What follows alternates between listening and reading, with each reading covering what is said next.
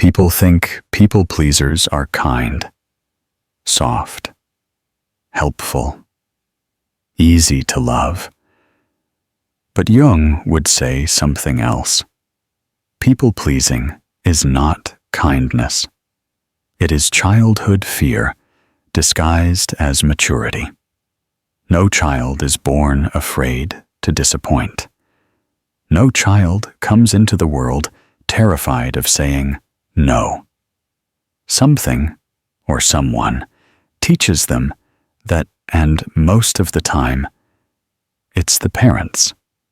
Not always through shouting, not always through punishment, sometimes through silence, sometimes through emotional distance, sometimes through the quiet pressure to be the good one, the easy one, the child who never causes trouble. People don't become people-pleasers because they're generous. They become people-pleasers because, as children, love felt conditional. You learned this early. If you behaved, you were loved. If you obeyed, you were appreciated. If you agreed, you were safe. But if you cried, if you expressed anger, if you said you were hurt, if you pushed back, suddenly love became thinner. Suddenly affection disappeared. Suddenly you felt like a burden. So you adjusted. You became the child who never asked for too much, never made noise, never expressed your true emotions. Not because you were good, but because you were afraid. Carl Jung believed that every personality trait is a survival strategy, and people-pleasing is one of the most common. It's the strategy of the child who figured out that pleasing others is the only way to stay emotionally safe. You weren't trying to make everyone happy. You were trying to prevent rejection. You were trying to avoid conflict. You were trying to protect yourself from a pain you couldn't even name at that age. Your parents didn't have to yell to shape this behavior. Sometimes all it took was a disappointed sigh, a cold look, a withdrawn tone, a silent treatment, a guilt-soaked sentence like, "Why can't you be more like your sibling?" Or, "You're such a good child when you listen." That was enough for your nervous system to learn. My emotions are dangerous. My needs are inconvenient. My truth is too loud. If I want to be loved, I must shrink myself. So you did. Every day. A little more. Until shrinking felt natural. Jung said the child's ego adapts to the emotional climate of the home. If the emotional climate of your home was unpredictable, chaotic, cold, distant, or conditional, then your mind developed a survival rule. Love must be earned. And once this belief forms, it follows you everywhere. Into friendships, into work, into relationships, into adulthood. You apologize too quickly. You over-explain your emotions. You feel guilty resting. You say yes when every part of you wants to say no. You worry constantly about being a disappointment. You forgive people who don't deserve forgiveness. You stay when you should leave. You over-invest in people who give you crumbs. You walk on eggshells long after the danger is gone. Because inside you is still that child, the one who learned that love disappears when you stop pleasing. That child never got to say, "I'm tired. I'm upset. This hurt me. I don't want this. I need attention too." That child had no space to explore their true personality. They only had space to perform, to adapt, to behave. And now, as an adult, you perform without realizing it. You smile when you're hurting. You agree when you're uncomfortable. You take care of others because no one ever took care of you. You think peace comes from avoiding conflict. You think love comes from making yourself small. But Jung would tell you the truth gently. People-pleasing is a trauma response, not a personality. It is the wound of a child who learned that love can vanish suddenly. It is the memory of a home where emotions were unsafe. It is the exhaustion of someone who has spent their whole life being the good one. And the cruel part? Being good never protected you. It only silenced you. It only erased you. It only taught the world to expect your silence in exchange for affection. People-pleasers are not weak. They're wounded. Wounded in a way that taught them, your needs don't matter. Only your usefulness does. But your usefulness is not your worth. Your obedience is not your identity. Your silence is not your fate.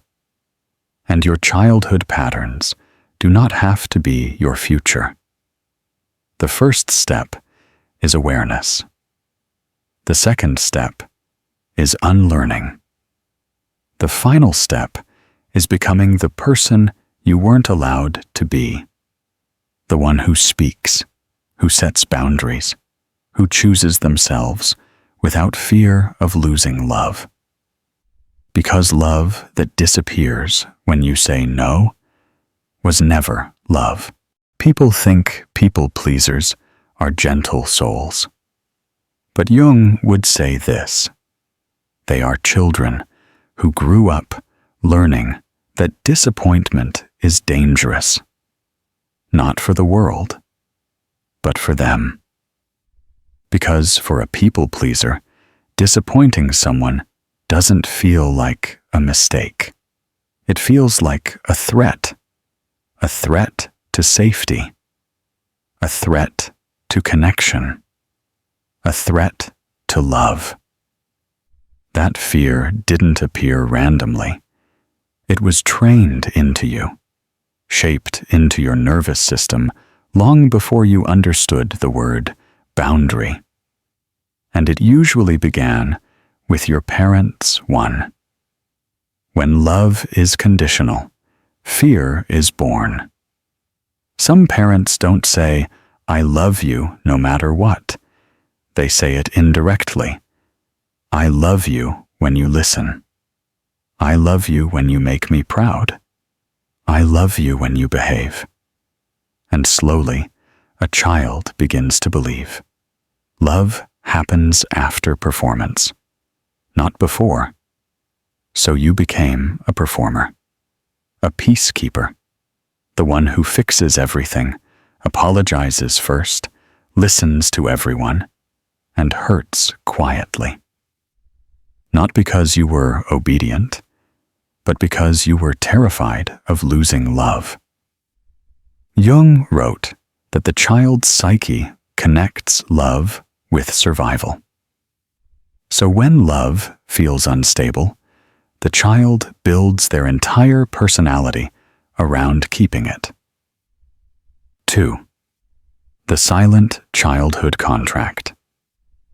Children in emotionally unstable homes unknowingly sign a silent contract. I will take care of your emotions so you don't abandon mine. This contract becomes the foundation of people-pleasing. When your parent was sad, you comforted them. When they were angry, you became small. When they were stressed, you stayed quiet. When they were disappointed, you overperformed. Your childhood became emotional labor, and your worth became emotional service. This is why, as an adult, you feel responsible for everyone's feelings. You were raised to protect adults from their own emotions. 3. When your needs become inconvenient. Some parents never said it directly, but their behavior told you everything. Your needs are too much. Your feelings are inconvenient. Your emotions make things harder. So you developed a habit. Suppress first, care later. This suppression becomes automatic in adulthood. Someone asks, "Are you okay?"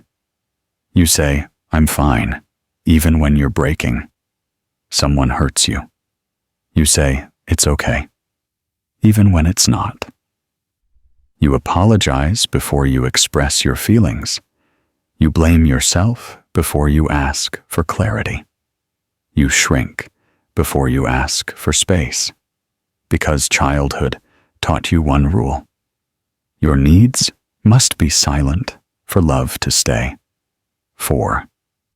The fear of being too much. People pleasers aren't afraid of conflict. They're afraid of being abandoned, afraid of being rejected, afraid of being the reason someone is upset. This fear can be traced back to one experience all people pleasers share: the moment they expressed a real emotion, and it was either ignored, punished, or dismissed. You cried. They said you were dramatic. You said no. They said you were rude. You needed comfort. They said you were overreacting. You disagreed. They said you were ungrateful. So your mind learned: suppress everything. Stay agreeable. Don't risk love. That is the birthplace of every people pleaser alive. 5. Living for approval, not authenticity. People think you're agreeable because you're kind, but your mind knows the truth. You're agreeable because you fear losing connection. You say yes even when it drains you. You help even when you're exhausted. You listen even when no one listens back. You tolerate what hurts. You overgive. You over-apologize. You over-explain. But Jung said something powerful. The greatest harm is done when you betray your own soul to satisfy others. People pleasers betray themselves constantly. Not purposely, but automatically. Every time you stayed quiet, every time you ignored your intuition, every time you pretended you weren't hurt, you abandoned yourself, because that's what childhood taught you to do. 6. The body remembers, even when the mind forgets. Your adult self may not remember the moment you became a people pleaser, but your nervous system does. Your breath, your posture, your tone, your heartbeat. They all carry the memory. You freeze when someone is upset. You rush to fix things that aren't your responsibility. You panic at the idea of saying no. You choose peace over truth. You choose comfort for others over comfort for yourself. People think you're calm. You're not. You're scared. scared of disappointing someone the way you once disappointed your parents. 7. Why you still can't say no today. Because no is not a word for you.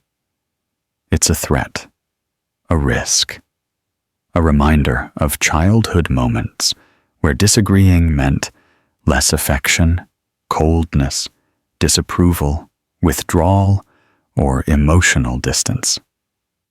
So now, as an adult, no feels violent, wrong, dangerous, even when your whole soul is screaming it. This is why Jung believed that the people-pleaser's biggest wound is self-abandonment, giving others what you never give yourself. Patience, forgiveness, compassion, understanding, permission to exist. 8. The mask you wear in adulthood. People see your politeness. They don't see the anxiety behind it. People see your helpfulness. They don't see the fear driving it. People see your kindness. They don't see the self-sacrifice beneath it. Jung said that every mask we wear hides the part of us that is afraid. The people-pleaser mask hides a child asking one question: will you still love me if I stop being useful? That question controls your entire adult life. Your choices, your relationships, your boundaries, your identity. People-pleasers don't choose the wrong people. The wrong people choose them. Why? Because the world quickly learns what your childhood already taught you. You don't know how to choose yourself, and anyone who benefits from that will take advantage of it. Not always intentionally, not always maliciously, but easily, effortlessly, repeatedly. Carl Jung believed that people who abandon themselves in childhood grow into adults who attract relationships that repeat the same pattern. Not because they want pain, but because pain is familiar, and the unconscious always returns to what it knows. 1. Why you find comfort in taker personalities. You don't choose them consciously. Your wounds choose for you. The moment you meet someone who demands too much, who never checks how you feel, who expects you to adjust, who drains your energy, your nervous system whispers, "This feels familiar." Not safe, not healthy, just familiar. You grew up understanding other people's emotions more than your own. So now you attract partners, friends, and even coworkers who love how much you give and never question how much you lose. 2. Why you always give more than you receive. You overgive because giving is the only way you learned to connect. Your childhood taught you, if I give enough, they won't leave. If I sacrifice enough, they'll love me. If I stay quiet, things won't explode. So in relationships, you forgive quickly, tolerate discomfort, carry emotional weight, adjust your personality, suppress your needs, avoid conflict, keep peace at any cost. People think that's kindness. It's not. It's survival. You give because you're afraid that if you stop, love will disappear. The same way it did when you were a child who dared to have needs. 3. Why you never feel enough in relationships. People pleasers feel like they must constantly earn affection. You don't believe you deserve love for existing. You believe you deserve love for the effort you provide. So when someone treats you with care, you feel confused, suspicious, unworthy. You wait for the moment they lose interest so you can say, "See? I knew it." This is the tragedy Jung talked about. When love feels unfamiliar, pain feels like home. You accept toxic behavior more easily because your nervous system grew up on it. It recognizes chaos faster than it recognizes safety. 4. Why you attract emotionally needy partners. People pleasers are magnets for the emotionally unhealed. Why? Because you listen endlessly, heal others' wounds, stabilize chaos, absorb emotions, apologize when they should, stay even when you shouldn't. You become their emotional parent, their therapist, their repair center, their comfort zone, and they give you crumbs in return. But crumbs feel like a feast when your childhood taught you to starve. 5. Why you feel invisible in relationships. People pleasers feel unseen because they hide themselves, not intentionally, but habitually. When you were young, your emotions didn't matter, so you learned to bury them deep. You learned to hide pain, hide anger, hide needs, until hiding felt natural. But when you hide who you are, you attract people who fall in love with your mask instead of your soul.